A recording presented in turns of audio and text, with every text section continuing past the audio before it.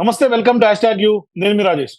మనందరి కళ, చిరకాల స్వప్నం, మనందరి ఆరాధ్య దేవుడుగా ఉన్నటువంటి రాముడు అయోధ్యలో కొలువుదీరబోతా ఉన్నాడు. బాలరాముడి అవతారంలో ఇవాళ అయోధ్యలో ప్రాణ ప్రతిష్ఠ కొన్ని గంటల్లోనే జరగబోతా ఉంది. పెద్ద ఎత్తున దేశమంతా కూడా ఇవాళ రామనామం తోటి మారుమోగుతున్నటువంటి సందర్భం కనిపిస్తా ఉంది. మరోవైపు రాముడి ప్రాణ ప్రతిష్ఠ కోసం వేలాది మంది, కోట్లాది గుండెలు మొత్తం దేశమంతా, ప్రపంచమంతా కూడా ఎదురు చూస్తూ ఇవాళ వీక్షిస్తున్నటువంటి సందర్భం కనిపిస్తా ఉంది. ప్రస్తుతం అయోధ్య రామ మందిర ప్రాణ ప్రతిష్టకు సంబంధించి, అలాగే అయోధ్యకు సంబంధించి విశేషాలు మనతో చర్చించడానికి, ఆ విశేషాలు మనతో పంచుకోవడానికి ముక్కామల పీఠాధిపతిగా ఉన్నటువంటి శ్రీధర్ స్వామి గారు మనతో పాటు జాయిన్ అవుతున్నారు. నమస్తే గురువు గారు. శ్రీమాత్రే నమః. గురుగారు, అయోధ్య రామ మందిరం అనగానే భవ్య మందిరం కోసం ఎన్నో యుద్ధాలు, ఎన్నో పోరాటాలు చేసినటువంటి చరిత్ర ఉంది. ఈ తరుణంలో ఇవాళ ప్రాణ ప్రతిష్ఠ జరుగుతున్నటువంటి ఘట్టం చూస్తుంటే ఎట్లా అనిపిస్తుంది గురువు గారు? అసలు ఆనందానికి అవధులు లేవు నాన్న. బ్రహ్మానంద భరితలు అయిపోతున్నాం అందరం కూడాను. ఎందుకంటే ఆబాల గోపాలం కూడా ఈ శుభతరుణం కోసమే వేచి ఉన్నది. ఈరోజు మరి చాలా దగ్గరలోనే స్వామి కొలువు తీరబోతున్నాడు.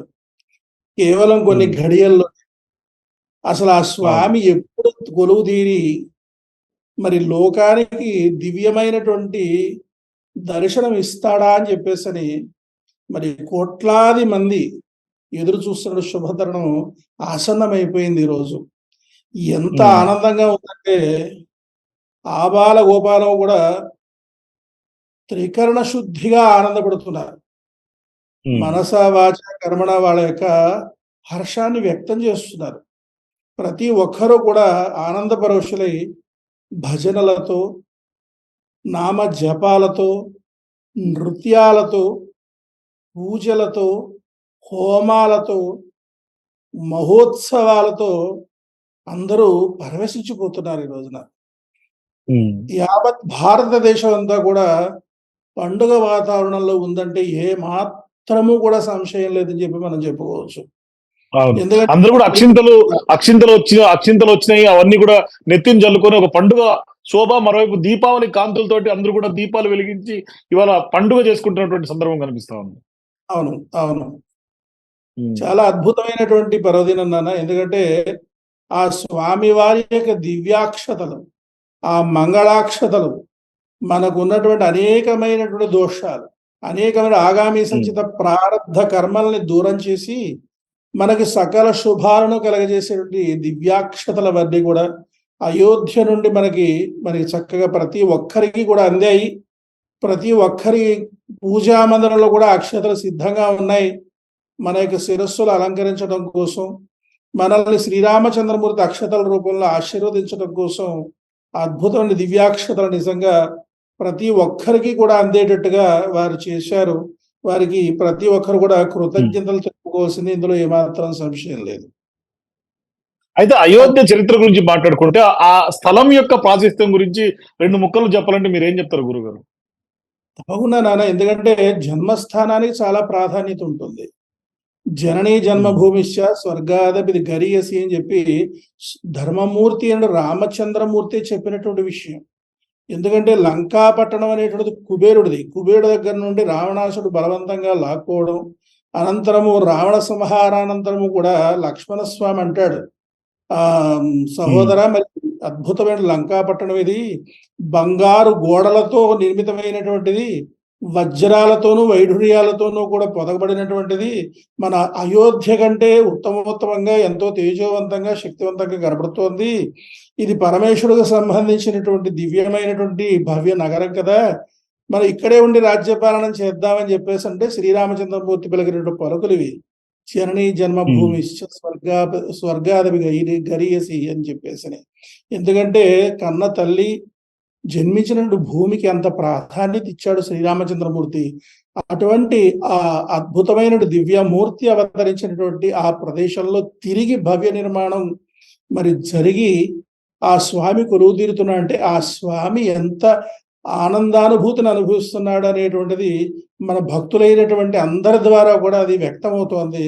అందరూ కూడా మరి ఎంతో భక్తి పారవశ్యంతో బ్రహ్మానంద భరితులై, మామూలు ఆనందం కాదు, బ్రహ్మానందాన్ని అనుభవిస్తూ ఆబాలగోపాలం కూడా ఎదురు చూస్తున్నట్టు తరుణం నాన్న ఇదంతా కూడా.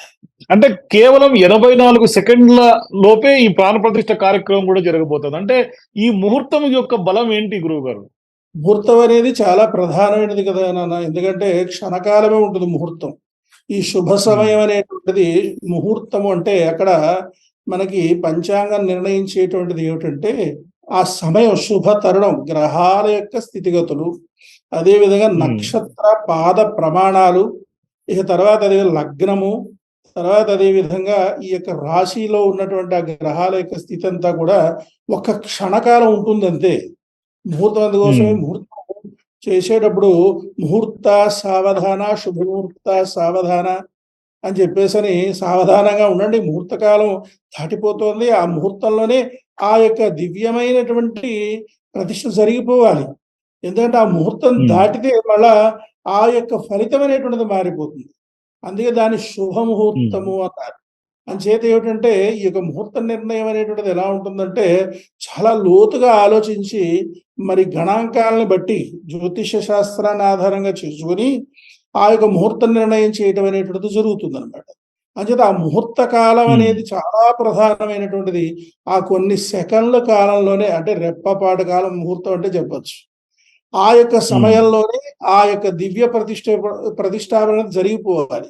అందుచేత ముందునే సిద్ధంగా ఉంటారు ప్రతి ఒక్కరు. ఆ ముహూర్తం కోసం, శుభముహూర్తం కోసం ముందుగానే సిద్ధంగా ఉండడం అనేది జరుగుతుంది అనమాట. ఆ ముహూర్తం కనుక ముందు ఆ ప్రతిష్ఠ చేయడానికి వల్ల కాదు, ముహూర్తం దాటిన తర్వాత ప్రతిష్టాపన చేయడానికి వల్ల కాదు, శుభముహూర్తమే ప్రధానం అనమాట.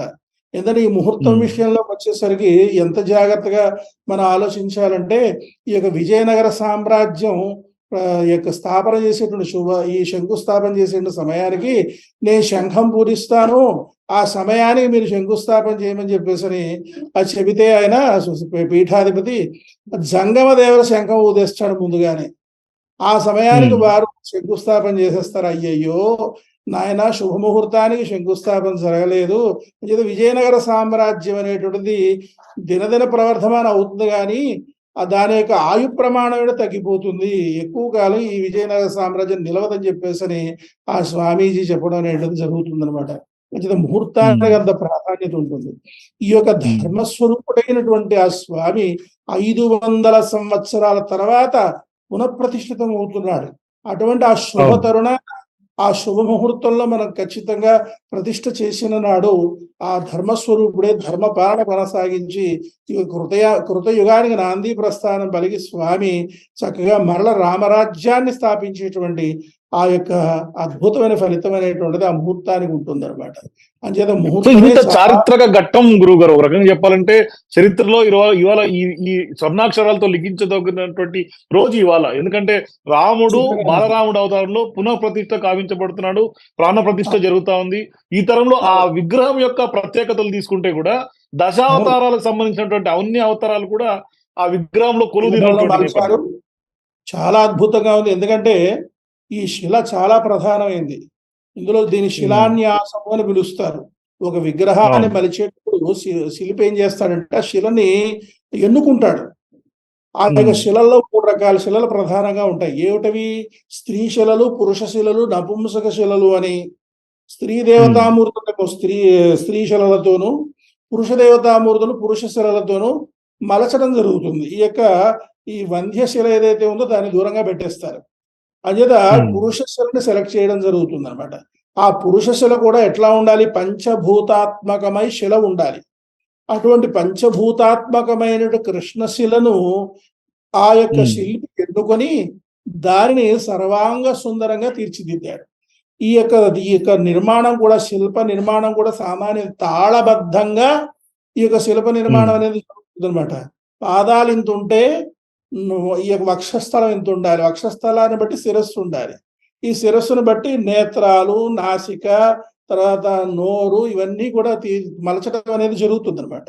అంచేత తాళబద్ధంగా సప్తతాళమని, దశతాళమని ఇట్లా తాళబద్ధంగా ఇక శిల్పి నిర్మాణం చేయడం. శిల్పి కూడా కఠోరమైన దీక్ష వహించి ఆ యొక్క రామనామ జపం చేస్తూ ఆ విగ్రహాన్ని మలచాలి. అంత అద్భుతంగా ఆ యొక్క శిల్పి చేయబట్టే ఆ స్వామి ఇంత సర్వాంగ సుందరంగా ప్రతిష్ట కాక మునిపే ఆ స్వామి యొక్క తేజస్సు మనకు కనబడిపోతుంది. ఆ స్వామి యొక్క చక్కటి చిరునవ్వు అందరినీ ఆకర్షించేస్తుంది. ఎందుకంటే స్వామి పుంసా మోహన రూపాయ, మగవాళ్ళకే వ్యామోహం కలిగించేటువంటి దివ్య మనోజ్ఞమైన రూపం స్వామివారిది. అటువంటి స్వామికి సంబంధించిన దివ్య విగ్రహం అయోధ్యలో ప్రతిష్ఠితం అవుతోందంటే అది ఎంత విశేషంగా ఉండాలి అనేటువంటి దాన్ని దృష్టిలో పెట్టుకుని ఆ శిల్పి మలిచాడు, అద్భుతమైన రూపాన్ని తీసుకొని వచ్చాడు. అటువంటి ఆ స్వామిని చక్కగా మనం ప్రతిష్ఠ చేసుకుంటున్నాం. సో ఈ తరుణంలో గురుగారు ఇప్పటికే అనేక మంది ప్రపంచవ్యాప్తంగా చాలా మంది స్పెషల్ ఫ్లైట్లలో ఇవాళ అయోధ్యకు బయలుదేరి అక్కడ ఇవాళ ఆ ఘట్టం కోసం 1000 కళ్ళతో ఎదురు చూస్తున్నటువంటి సందర్భంలో కొంతమంది పీఠాధిపతులు దాన్ని అవాయిడ్ చేసినటువంటి పరిస్థితి. చాలా మంది శంకరాచార్య పీఠాలు కానీ లేకపోతే అనేక ఆ పీఠాలన్నీ గతంలో అయోధ్య కోసం పోరాటం చేసినటువంటి సందర్భంలో ఇవాళ కొన్ని పీఠాలు మేము రాము అని చెప్పినటువంటి దాన్ని కొంత ఆపినటువంటి పరిస్థితి. ఎందుకు ఆ సందర్భంలో వచ్చింది? ఎందుకు ఆ విధంగా వాళ్ళు చేస్తున్నారు? ఏ సందర్భంగా అంటే ఏ కారణం చేత అంటే ఎట్లా చూడాల్సినటువంటి అవసరం ఉంది గురుగారు? ఇక్కడ ప్రధానంగా మరి నేను విన్నాను, నేను కూడా నువ్వు అన్నట్టుగా కొంతమంది ప్రధానమైన పీఠాధిపతులు ఎవరైతే వారు పాల్గొనట్లేదు ఈ కార్యక్రమంలోని. నాకు చాలా బాధ కలిగింది. అయితే ఈ సందర్భంలో వారు ఆ విధంగా కినుక వహించడం అనేది చాలా బాధాకరమైన విషయం. ఎందుకంటే నేను విన్నటువంటిది ఏమిటంటే, మొట్టమొదటిది ఆ భవ్య మందిర నిర్మాణం పూర్తి కాకుండా రామప్రతిష్ఠ జరగడం ఏమిటి అనేటువంటిది. ఎందుకంటే ఇక్కడ భవ్య మందిర నిర్మాణం అనేటువంటిది చూడండి, పూర్వకాలంలో మనం తీసుకున్నట్టయితే ఒక తరంలో మరి కొంతవరకు ఆలయ నిర్మాణం చేసి, ఇంకొక తరంలో ఇంకొంతవరకు ఆలయ నిర్మాణం చేసి, ఇంకో తరంలో అంటే దాదాపుగా 3 నుండి 5 తరాల వరకు, అంటే అంత సమయం పట్టేది ఒక దేవాలయ నిర్మాణం చేయాలంటే. అటువంటి అదృష్టం ఏమిటంటే ఇప్పుడంతా మిషనరీ వచ్చిన తర్వాత, టెక్నాలజీ పెరిగిన తర్వాత, శిల్పుల సంఖ్య పెరిగిన తర్వాత, ట్రాన్స్పోర్టేషన్ పెరిగిన తర్వాత అతి తక్కువ సమయంలో భవ్య మందిర నిర్మాణాలు అయిపోతున్నాయి. అయితే ఏమిటంటే ఇక్కడ ఏం జరుగుతుందంటే, ఇప్పుడు పైన విమాన గోపురం తయారు కాకపోయినా ఆ గర్భాలయం అంతా కూడా పూర్తి చేసి ఆ స్వామివారి ప్రతిష్ఠ చేసుకోవచ్చు. ఆగమశాస్త్రం దానికి ఒప్పుకుంటుంది. మరి ఎందుకని వారు ఆ విధంగా కినుక వహించారని నేను కూడా ఆలోచించాల్సిన పరిస్థితి ఏర్పడింది అక్కడ. ఎందుకంటే మందిరంగా మరి రామ మందిరం అన్నారు, ఇంకా దేవాలయం పరిపూర్ణాలయం అనేసరికి ఏమిటంటే దేహో దేవాలయ ప్రోక్తో జీవో దేవ సనాతన అని చెప్పేసి అని చెప్పబడుతుంది ఆగమశాస్త్రంలోను. అయితే ఏమిటనమాట, ఒక పురుషుణ్ణి పూర్ణ పురుషుణ్ణి పడుకోబెడితే శిరస్సు గర్భాలయం, కంఠం అంతరాలయం, వక్షస్థలం మండపం, తర్వాత అలాగే ధ్వజస్తంభం లింగస్థానం, బలిపీఠం వృషణాలు, పాదాలు గోపురం, ఇది పూర్ణాలయం అనిపించుకుంటుంది. అయితే ఈ యొక్క పూర్ణాలయంలో ఇక్కడంతా కూడా మరి దక్షిణ భారతదేశంలో మనం నిర్మాణం చేసే విధానం వేరు, ఉత్తర భారతదేశంలో నిర్మాణం చేసే విధానం వేరు. అంచేత ఆ యొక్క ఉత్తర భారతదేశంలో ఆ యొక్క సంప్రదాయబద్ధంగా ఆ దేవాలయ నిర్మాణం అనేది కొనసాగించారు. అక్కడ నాగరీ సాంప్రదాయం ప్రకారం అక్కడ ఉన్నటువంటి ఆ ఏరియాకి సంబంధించినటువంటి వ్యవహారంగా అక్కడ చూస్తున్నాం. అవును, ఇందులో ఏంటంటే సాంప్రదాయ భేదాలు ఉన్నాయి. ఎందుకంటే ద్రవిడ సంప్రదాయంలో మనకి ఆలయ నిర్మాణాలు చేయడం అనేది జరుగుతుంది. ఇలా రకరకాల సంప్రదాయాలు ఆ ప్రాంతాన్ని బట్టి ఆయా సంప్రదాయాలు అనేటువంటి ఉంటాయి. ఇప్పుడు మనం కూడా ఒక దేవాలయం మనం ప్రతిష్ఠ చేసేటప్పుడు మనకి ఏం చేస్తామంటే అంతవరకు ప్రతిష్టాపనకు కావాల్సినటువంటి ఏర్పాటు అంతా కూడా లోపల అందుచేత ఇప్పుడు విమాన గోపురం అవనంత మాత్రం అంటే రామాయణంతో లింకప్ అయినటువంటి కాదు గురుగారు, రామాయణంతో కొంత చరిత్రకు లింక్ అయినటువంటి అనేక దేవాలయాలు ప్రధాని మోదీ ఇటీవల కాలంలో ఆయన కూడా దీక్షతో ఉండి పరిశీలిస్తూ కొంత ఈవెన్ మన చెన్నైలో ఉన్నటువంటి, తమిళనాడులో ఉన్నటువంటి రామాలయాలు కానీ లేకుంటే ఆంధ్ర ప్రాంతం అన్ని ప్రాంతాలు కూడా మోడీ తిరుగుతూ ఉన్నారు. ఈ తరంలో లేపాక్షి ఆలయాన్ని కూడా సందర్శించారు. అయితే అక్కడ కూడా లేపాక్షిలో, అంటే నాకు తెలిసిన విషయం మీకు చెప్తున్నాను, అక్కడ వీరభద్రస్వామి ఆలయం ఉన్నప్పటికి కూడా పక్కన ప్రాకారాలు, కొన్ని మంటపాలు ఇంకా సగంలోనే ఆగిపోయినటువంటి పరిస్థితి, ఇప్పటికి కూడా ఇంకా అలాగే ఆగిపోయినటువంటి పరిస్థితి ఉంది అక్కడ. ఇప్పుడు ఎందుకంటే రాచరిక వ్యవస్థ ఎప్పుడైతే అది కుంటుపడిందో అప్పుడు ఆ యొక్క రాజుల పూర్వం అంతా కూడా ఈ యొక్క దేవాలయాలు వాళ్ళ యొక్క వైభవాన్ని చాటి చెప్పుకుంటూ ఉండేటువంటి రీతిలో ఆ యొక్క దేవాలయాలన్నీ కూడా అద్భుతమైన రీతిలో శిల్పులందరినీ కూడా పోషిస్తూ చక్కగా వాళ్ళు నిర్మాణాలు చేసేవారు.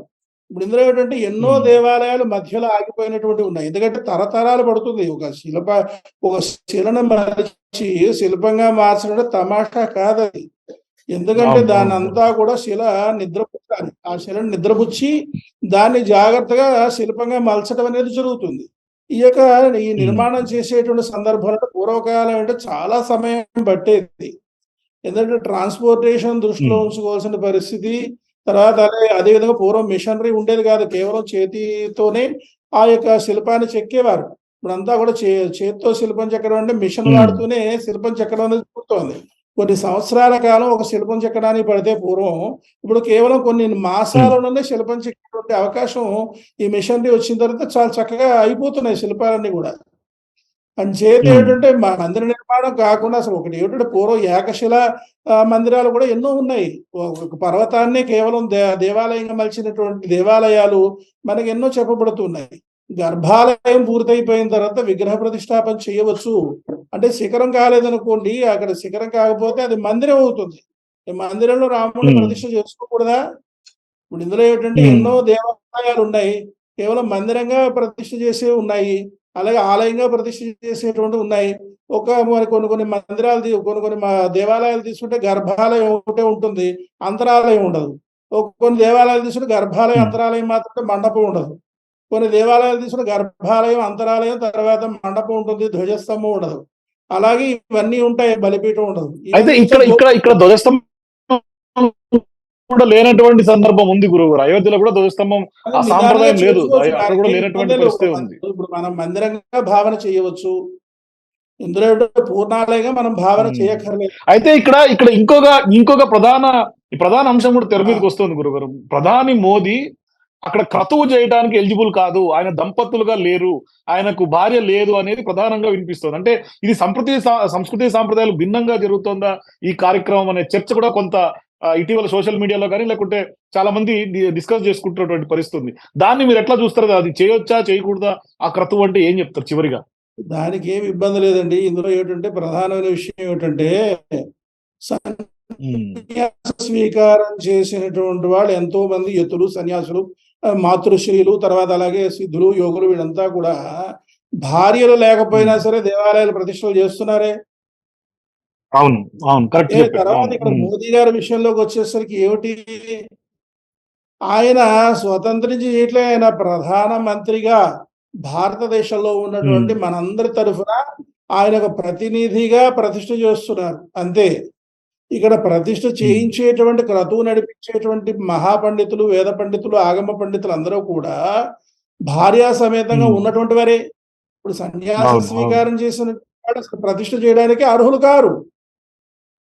అసలు యథార్థంగా మనం మాట్లాడడం, ఇప్పుడు మనకి స్వామీజీలుగా తీసుకుంటే కొంతమంది బ్రహ్మచారులుగా ఉన్న వాళ్ళు ఉన్నారు, కొంతమంది వివాహమై సన్యాస స్వీకారం చేసిన వాళ్ళు ఉన్నారు, కొంతమంది వివాహం కూడా చేసుకోవడం బ్రహ్మచారి నుండి నేరుగా సన్యాసత్వాన్ని స్వీకరించినటువంటి వాళ్ళు ఉన్నారు.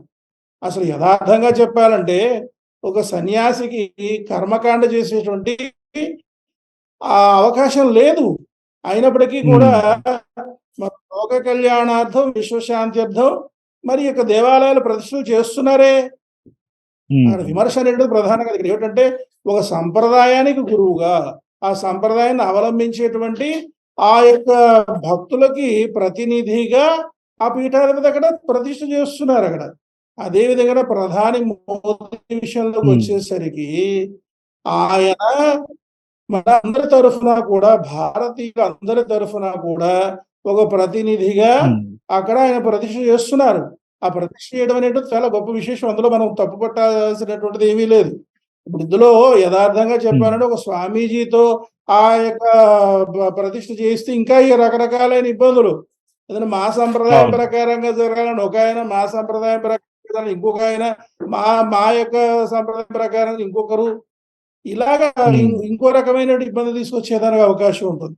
ఇక్కడ ఏంటంటే భారతదేశం మొత్తం యావత్ భారతదేశానికి వారు ప్రతినిధిగా ప్రధానమంత్రి వర్యులుగా ఉన్నారు. మనందరి తరఫున, మనందరి పేరున ఆయన అక్కడ ప్రతిష్ఠ చేస్తున్నారు. అందులో ఏమి తప్పు పట్టడానికంటూ ఏమీ లేదు. ఇప్పుడు పీఠాధిపతులు ప్రతిష్టలు చేయటం లేదు. బ్రహ్మచారులు ఉన్న పీఠాధిపతులు ప్రతిష్ఠ చేస్తున్నారు. సన్యాస స్వీకారం చేసినటువంటి వాళ్ళు ప్రతిష్టలు చేస్తున్నారు. యతులుగా ఉన్నవాడు ప్రతిష్టలు చేస్తున్నారు. మరి ఆ విషయానికి వస్తే అసలు కనీసం అగ్ని కార్యం చేయడానికి గాని, కర్మకాండ చేయడానికి గాని సన్యాసి అర్హత లేదే. అంచేత ఏంటంటే ఇక్కడ తప్పు పట్టడం అనేది ప్రధానం కాదు. అక్కడ ప్రధానంగా మనం చూసుకోవాల్సింది మన అందరి తరఫున ఇప్పుడు మన యావత్ భారతదేశంలో బ్రహ్మచారులు ఉన్నారు, గృహస్థులు ఉన్నారు, వానప్రస్థులు ఉన్నారు, సన్యాసులు ఉన్నారు, మఠాధిపతులు ఉన్నారు, పీఠాధిపతులు, వాళ్ళందరి తరఫున మోదీ గారు చేస్తున్నారు. ఇప్పుడు ఈ రోజు అంత భవ్య మందిర నిర్మాణం సాఫీగా సజావుగా మరి జరిగిపోయిందంటే కేవలం ఆయన యొక్క ఆశీస్సులే కదా, ఆయన యొక్క విశేష కదా. సో మనం నెగిటివ్ ఎత్తకుండా పాజిటివ్ గా భవ్య మందిర నిర్మాణమై ప్రాణప్రతిష్ఠ జరుగుతుంది అనేది ఆ ఘట్టం చూడాలి, కానీ వెనకలున్నటువంటి నెగిటివ్ కోణాలు చూడకూడదు అనేది ప్రధానంగా చెప్పుకోవాల్సినటువంటి అవసరం. ఒకటి మనం ప్రధానంగా దృష్టిలో ఉంచుకోవాల్సింది ఏంటంటే శాస్త్రాన్ని సదవగాహన చేసుకోవాలి. శాస్త్రాన్ని ఎవరైనా సరే సదవగాహన చేసుకుంటే ఏ రకమైన ఇబ్బందులు ఉండవు. శాస్త్రాన్ని సదవగాహన చేసి నిరూపించాల్సినటువంటి వారే మరి ఈ రకమైన అవగాహన లోపం చేసుకొని మరి వారు అట్లా ఆ విధంగా ఇరుకు వహించడం నేనే ఆశ్చర్యపోతున్నాను. ఇది యథార్థంగా జరిగిన విషయమేనా అనే అనుమానం కూడా నాకు కలుగుతోంది. ఎందుకంటే ఏ చిన్న కార్యం జరిగినప్పటికీ కూడా, ఇప్పుడు ఏదైనా చిన్న చిన్న తప్పిదాలు జరుగుతున్నప్పటికీ కూడా దూరం నుండి పెద్దవాళ్ళు ఆశీర్వచనం చేసేస్తే తప్పు సరైపోతుంది కదా. కొన్ని రకాలైన ఎన్నో దోషాలు జరుగుతుంటాయి. ఆ దోషాలు జరిగేటప్పుడు ఆ దోషాలు పోవడం కోసం ఎన్నో ప్రయత్నాలు అనేటువంటివి ఆ క్రతువు జరిగేటప్పుడు కాదు గురుగారు, మొదటి నుంచి వ్యతిరేకించి రాకపోయినప్పుడు కూడా చివరిగా నిన్న తాజాగా ఇచ్చినటువంటి స్టేట్మెంట్స్ ఏంటంటే మోడీ గారిని కీర్తిస్తూ మాట్లాడినటువంటి సందర్భం పీఠాధిపతులు, శంకరాచార్య పీఠాధిపతులు, దాన్ని ఎట్లా చూడాలి చివరిగా? అది ఏమోనండి, ఆ విషయంలో సరే నేనే ఆశ్చర్యపోతున్నాను. నేను కాసేపు కాదని కాసేపు అవునని, ఎప్పుడైనా సరే ధర్మాచార్యులు అనేటువంటి వాళ్ళు ధర్మంగా ఉండాలి. తర్వాత అదే విధంగా అధర్మవర్తన ఏదైనా చేస్తే దాన్ని ఖండించి దాన్ని సక్రమ మార్గంలో జరిగేటట్టుగా చూడాలి. తర్వాత ధర్మాచార్యులు కానీ ఇవాళ మోదీ గారి చేతుల మీదుగా భవ్య మందిర నిర్మాణం, బాలరాముడి రామ్లల్లా ప్రాణ ప్రతిష్ఠ జరగడం అనేది చరిత్రలో లిఖించదగినటువంటి సువర్ణ అక్షరాలతో లిఖించదగినటువంటి అధ్యాయంగా చూడాలి. మరోవైపు రాముడి యొక్క అంటే ఆయన ప్రాణ ప్రతిష్ఠ మోదీ చేతుల మీదుగా జరగాలని కూడా మేబీ రాముడి లీలగానే చూడాల్సినటువంటి అవసరం ఉందేమో గురువు గారు బహుశా. ఒక ఆంజనేయ స్వామి వలె ఆయన రామకార్యాన్ని పూర్తి చేశాడు. ఆంజనేయ స్వామి బ్రహ్మచారి కదా, ఆయన మనం భావించాలి. మోడీ రూపంలో ఇదంతా జరిపించారు. ఎంతమంది మహానుభావులు విశేష కృషి చేశారు ఆయన. ఇందులో కొన్ని లక్షల మంది ఆత్మత్యాగం చేశారు. కొన్ని కోట్ల మంది యొక్క భవ్య మందిర నిర్మాణం జరగాలని చెప్పి ప్రయత్నం చేశారు. అలాగే కొన్ని లక్షల మంది కాంక్షించారు. అలాగే ఎంతో మంది యతులు, సన్యాసులు, ఇప్పుడు ఈ రోజు కోటాను మంది మరి ఎన్నో అఖాడాలు ఉన్నాయి. తర్వాత మరి నాగసాధువులు ఉన్నారు. తర్వాత మరి అలాగే అఘోరాలు ఉన్నారు, పీఠాధిపతులు ఉన్నారు, మఠాధిపతులు ఉన్నారు, స్వామీజీలు ఉన్నారు. ఆ ఘట్టం మహాద్భుతంగా జరుగుతోంది కాబట్టి చూద్దాం. మీరు మాకు అవకాశం ఇచ్చినందుకు ధన్యవాదాలు. మొత్తం ప్రపంచమంతా రామనామ స్మరణతో ఇవాళ మారుమవుతున్నటువంటి సందర్భం మన కళ్ళ ముందు ఆవిష్కరించబోతోంది. రామ్లల్లా విగ్రహ ప్రాణ ప్రతిష్ఠ జరుగుతున్నటువంటి శుభ సందర్భంగా దేశమంతా కూడా ఇవాళ 1000 కళ్ళతో అయోధ్యను తిలకిస్తున్నటువంటి సందర్భం కనిపిస్తోంది.